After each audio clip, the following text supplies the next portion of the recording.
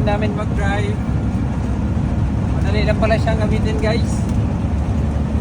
Nahirapan lang talaga kami kanina paun sa pagkapa-under. Una nangita pa may kabalo. Pero ngayon master na kami. Mapit na may maabot sa amay paputunguhan. Ay, sa isa lang gamot. Sa aming madaanan dyan, papunta kami ngayon sa Imelda. Kung nandyan kayo sa kalsada, para lang mo, para kay dilita mo hunungan.